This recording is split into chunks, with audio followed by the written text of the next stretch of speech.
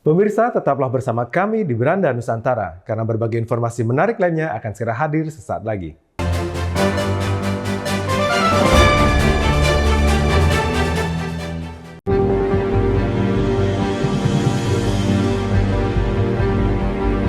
Horor kemacetan di jalur utama Sarbagita semakin bikin frustasi warga. Mobil-mobil bergerak hanya dengan kecepatan maksimal 40 km per jam yang menimbulkan kerugian karena banyak waktu terbuang di jalan. Proyek Bali Urban Subway yang diharapkan bisa jadi solusi macet sebenarnya telah resmi dimulai pada Rabu 4 September 2024 yang lalu dengan groundbreaking yang dibalut dengan upacara pengeruakan dan peletakan batu pertama. Namun hingga saat ini proyek fantastis bernilai investasi mencapai 10 miliar US dollar yang digarap oleh PT SPDJ bersama investor PT BIP terkesan tak terurus karena tidak ada tanda-tanda pengerjaannya. Seperti di lokasi pelaksanaan groundbreaking di Jalan Raya Kuta, tepat di sebelah sentral parkir Kuta, yang kini telah ditutupi pepohonan dan rumput liar yang mulai memanjang dan terlihat seperti proyek yang terbengkalai.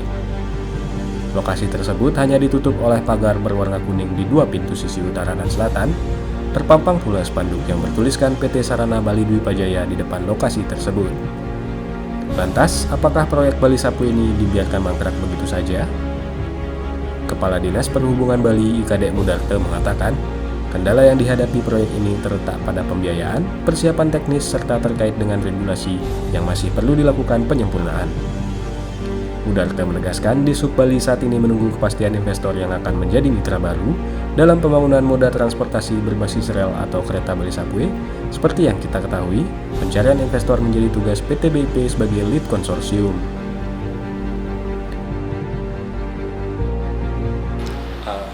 Tentu salah satunya yang paling mendasar adalah terkait dengan pendanaan.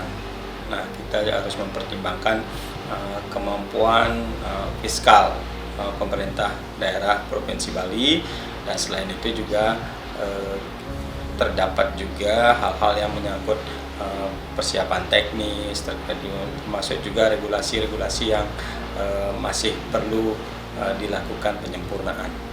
Yang saat ini sedang berproses adalah sudah dilakukan penandatanganan MOU antara PT Sarana Bali Dwi Pajaya dengan Norinco, sebuah badan usaha milik China tetapi ada perwakilannya di Indonesia, yang mereka melakukan kesepakatan untuk melaksanakan kajian, perencanaan, dan nanti untuk pembangunan